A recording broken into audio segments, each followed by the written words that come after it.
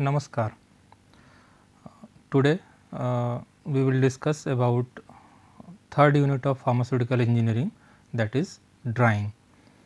So, in this lecture we will study objectives, applications and mechanism of drying process. I, Dr. Satya Prakash Singh, Professor and Director, Babu Sundar Singh College of Pharmacy, will continue this lecture of first lecture of drying unit. Now, what is drying?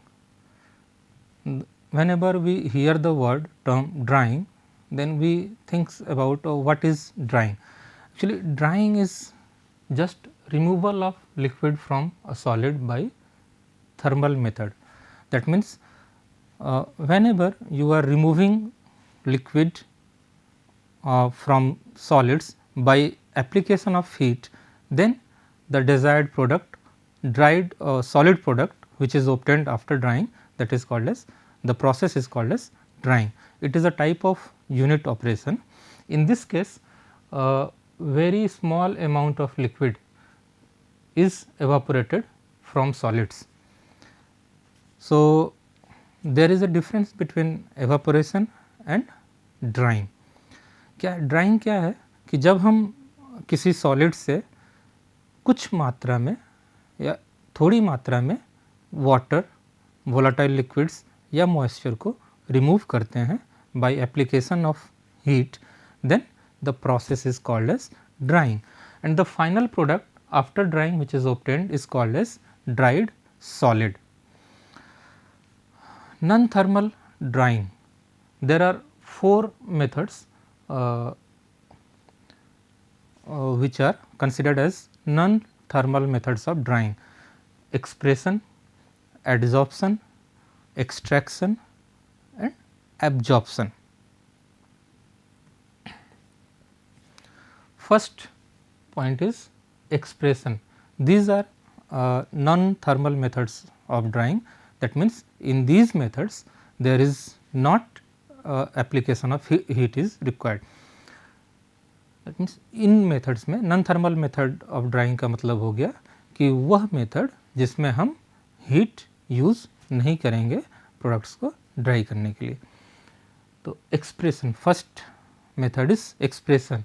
Expression is solids, the expression of solids to remove liquid. That means, a simple example of this is squeezing of wetted sponge. So, आपने देखा होगा sponge को अगर हम liquid के ऊपर रखते हैं तो स्पॉन्ज क्या करता है, वो लिक्विड्स को अपने अंदर एब्जॉर्ब कर लेता है, उसको सोख लेता है. उसके बाद जब आप उसको स्क्वीज करें, गारते हैं, जैसे घर में कपड़े देखे होंगे, कपड़ों को हमने बाल्टी में डाल दिया, पानी के अंदर बाल्टी में पानी भरा हुआ, उसमें कपड़े डाल दिए, डालने के बाद क्या हुआ, फिर जब उसको बाहर निकालते हैं और उसको गारते हैं तो उसमें से लिक्विड निकल जाती है और कपड़ा हमारा सूख जाता है. तो this process is called as expression. Now that means whenever we are squeezing a wetted sponge, that mean sponge which absorbs moisture, when we are squeezing it or we are rolling it, then the liquid is coming out from the sponge and sponge gets dry. So, this process of drying is called as expression.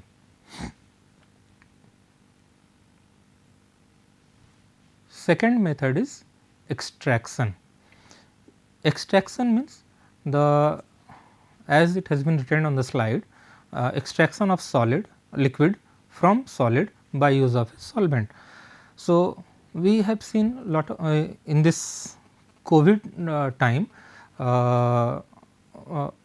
we have heard about काढ़े वाली चाय. So, this is a type of extraction method. In this method what we are doing, we are taking the plant part, we are taking the crude drugs and adding solvent into it and keeping it aside for some time, or we are heating it for gentle temperature. So, during this process what happens, the active constituents whichever present in the stem or leaves of that plant part, that active constituents comes into the liquid. So, this is in this way also extraction in this way extraction of liquids from solids takes place. So, this is also a process of non-thermal drying. Next is adsorption. Adsorption, it is a surface phenomena. In this case, what we are doing? We are using desiccants. Basically, these desiccants are used in desiccators. For example, anhydrous calcium chloride. Okay. So, this anhydrous calcium chloride, we are using it in desiccator to absorb moisture from the product or prepared formulations. Suppose that we have kept prepared tablets and kept it in desiccator. So, in that desiccator we are using anhydrous calcium chloride, which is used as a desiccant, and the function of this desiccant is to absorb moisture from the surrounding area and a vacuum. So, this is another process of removing moisture from the solid particles. Silica gel in bottle. We have seen a lot of products, electronic goods or gadgets which are coming in the market, like laptops or other things. In that case also a small packet of packet is there. So, have you thought about what it is? That packet is of silica gel. That packet consists silica gels, and the use of this silica gel is to remove moisture or to keep the electronic gadgets moisture free from the external environment. So, this process or this phenomena of removing moisture from solid particles is called as adsorption. Now, fourth type is absorption. The absorption of moisture from gases by passage through a sulfuric acid column. So, in this case sulfuric acid column is there, we are passing gas over it. So, from that gases, if any moisture is present in the gas in that mixture, then from there the moisture is removed by this sulfuric acid column. So, this process of removing of moisture from gases, this process is called as absorption. Now, important point, the difference between drying and evaporation. As you know, both the processes are unit operation process. Drying is also unit operation process, evaporation is also unit operation process. In both the cases, we are applying heat to remove the moisture or water or solvent from the solids or from solutions. But then you will say that both the process are same. No, there is a difference in drying and evaporation. What are the differences? So, first point, in case of drying, we are removing a small amount of water from solids. Evaporation, in this case, large amount of water is removed from solutions. That means, the liquid or the solution which the substance which we are using for evaporation or removal of moisture. In case of evaporation, it is a solution, in case of drying it is solids. From where so the quantity of water which is removed from the substance, that indicates which process it is.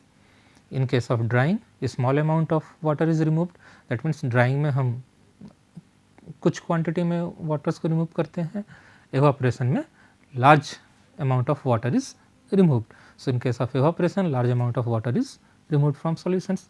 So, first difference is that a small amount of water from solids are removed in case of drying and large amount of water is removed from solutions in case of evaporation.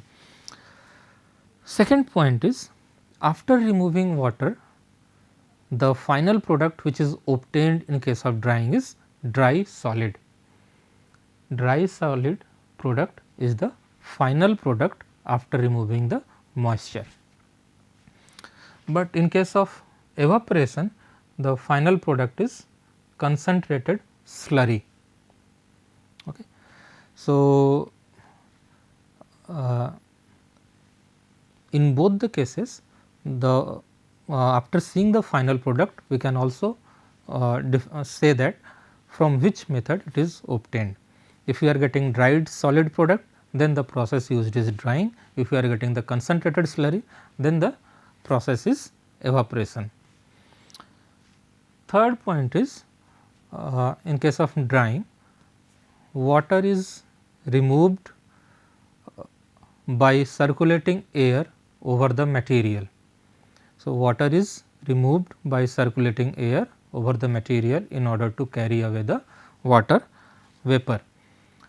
So, as in case of drying, the water is removed by airs, hot air which is passed into the chamber. Whereas, in case of evaporation, water is removed from the material as pure water vapor mixed with other gases. So, in case of evaporation, we are evaporating the heating the material, and the water gets evaporated and it is collected somewhere as a pure water vapor. This water vapor is mixed with may be mixed with some other gases also. So, these are some basic differences between drying as well as evaporation. Now comes objective and applications of drying. So, what are the various applications of drying? In case of drying, it is mostly used in pharmaceutical industries in the preparation of granules. What? In the preparation of granules. So, where these granules are needed? These granules are packed in bulk or compressed into tablets. So, during tablet formulation, we need granules, or the granules are filled in capsules. So, in this process, we need to prepare granules. So, granules is prepared by the method of by using drying as a process in which the wet granules are dried and solid dried granules are obtained. Next application is, it is required for processing of materials like drying of aluminum hydroxide or spray drying of lactose, and also preparation of powdered extracts. So, while processing this type of materials or preparation of lactose or aluminum hydroxide, we use different techniques of drying to dry these materials and to obtain the final products. Third application is to reduce the bulk weight, that lowers the transportation and storage cost of materials. So, as you see, as I have given an example of wet cloth. So, whatever the cloths we are wearing, if we wet it, it is a lighter products. But if you dip it in water, in a bucket of water, and then you will remove that cloth, it gets more than 5 times heavier than the dried cloth. So, while drying, what happens? This water which has been absorbed by that cloth is removed. So, as the water is removed, the cloth gets lighter. Similarly, in pharmaceutical purposes also, when the granules are wet, they are heavy. As soon as the water is removed from the granules, the weight of that granules are reduced. So, with the help of drying, the weight of the powder or product is reduced. So, as the weight is reduced, it directly proportional to the transportation cost. That means, as the weight is reduced, it lowers the transportation cost of material, as well as it also lowers the storage cost of material, because after drying the products gets this much of products is after we will dry, it comes into this smaller size. So, we can pack it into a smaller space in a large quantity of materials. So, in this way the cost of storage as well as transportation cost both are reduced with the help of this drying process. Drugs obtained from plant and animal sources, when dried, becomes more friable. That means, indirectly drying helps in size reduction of natural drugs. For example, if take the case of a leaf of any plant, you take the leaf when it is green or when it is attached with the plant, pluck it from the plant and just bend it. So, or just tear it. So, in this process you will find that the leaves is not breaking properly, or you are not able to tear the leaves very properly. Similarly, you are not able to break the stem of the that plant very quickly, as it is green or it is not dried, it contains moisture. But when you have dried the product, so as soon as you dried the product, and after that if you keep that leaf in your hand and just press it, it will break into pieces, or you will rub it, it will be converted into powders. So, as the drying in case of drying, so the drugs or crude drugs which are obtained from plants and animal sources, they becomes more fragile after drying, which leads to or which helps in size reduction of the natural drugs. Next is animal and vegetable drugs. These are preserved against mold growth in dried condition. So, when the products are wet, so in that cases this moisture leads to the growth of mold, fungal growth, bacterial growth, or molds may grow if the products are moist. So, to avoid this, we are drying the drugs, this animal and vegetable drugs are drying. So, in this way the stability of the products are also increased.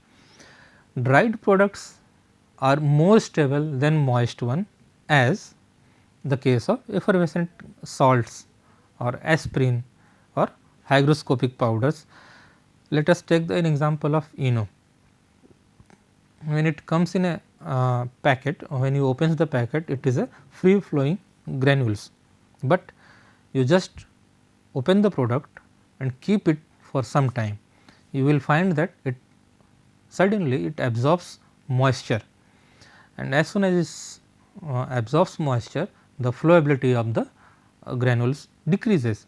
Same thing happens with salts and also with sugars. So, these are so we can say that dried products are more stable as compared to moist one.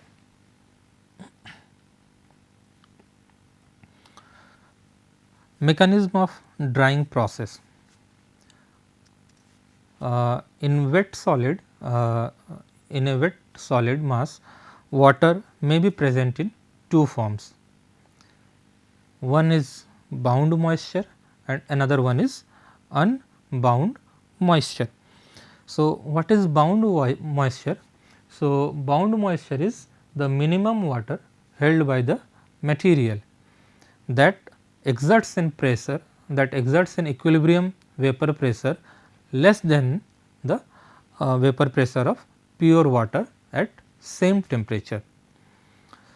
So, substances containing bound water are called hygroscopic substances.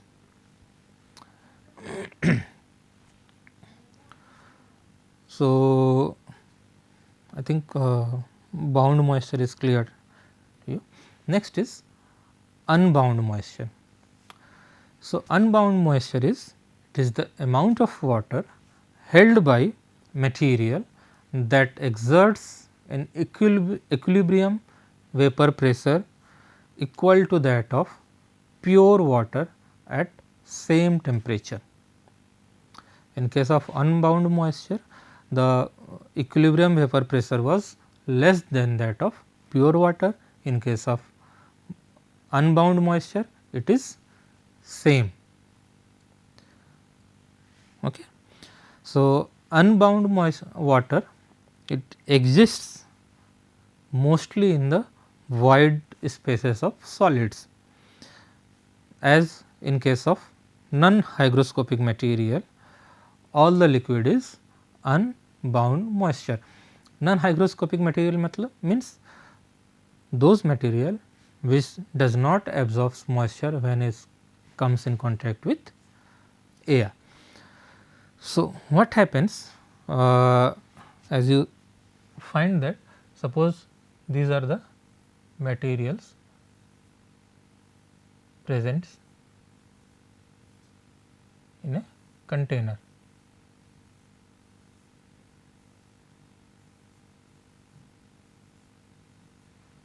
Okay. So,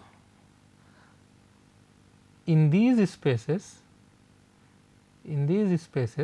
when the waters are present, then those waters are called as unbound water.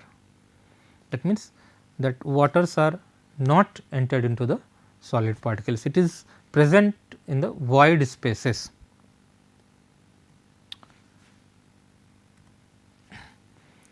Hygroscopic material, in case of hygroscopic material, what happens? The waters are present in fine capillaries, cells and fiber wall, or there are physical interaction between the particles. That means, suppose if we will take the case, this is a petri dish, in this the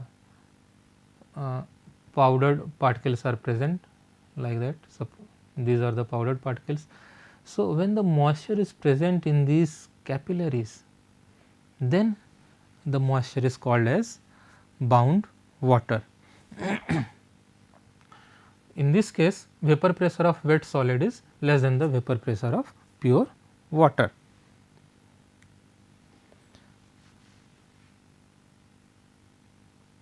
Whereas, non hygroscopic material, waters are present in wide spaces and that water is called as unbound water.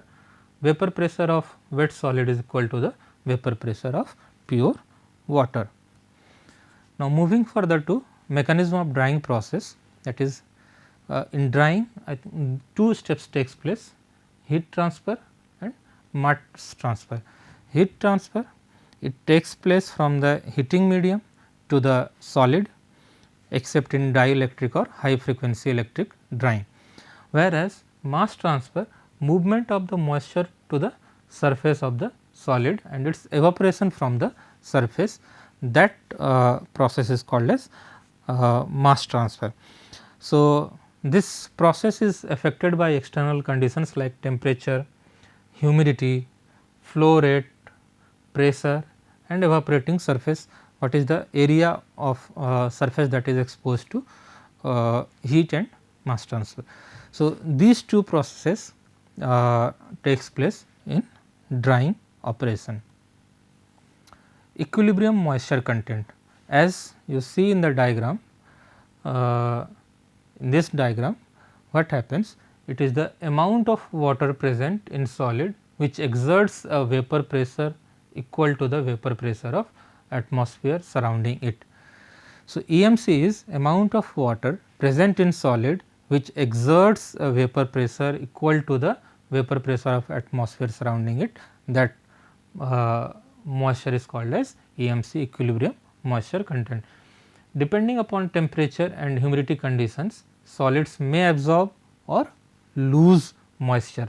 So, amount of water present, that is equal to EMC. At what condition? Vapor pressure of wet mass is equal to the vapor pressure of atmosphere. Desorption. When air is continuously passed over the solid, when air is continuously passed over this bed of solid containing moisture more than EMC, then solid loses water. Okay. So, if the moisture present is in this case is more than EMC, then it loses water to achieve EMC. So, this phenomena is called as desorption. That means, moisture in the solid is greater than EMC of the solid. Sorption. When air is continuously passed over the solid containing moisture less than EMC. So, in this case the amount of moisture present in this solid is less than EMC of the solid. So, in this case what happens? This solid absorbs moisture continuously from atmosphere till EMC is reached or equilibrium moisture content is achieved. So, this phenomena is called as sorption.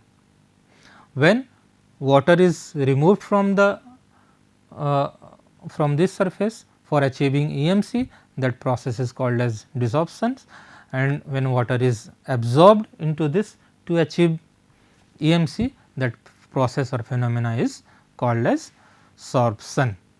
So, this is all about the basics of drying, its theory, mechanism or the different processes that are involved in drying. Thank you.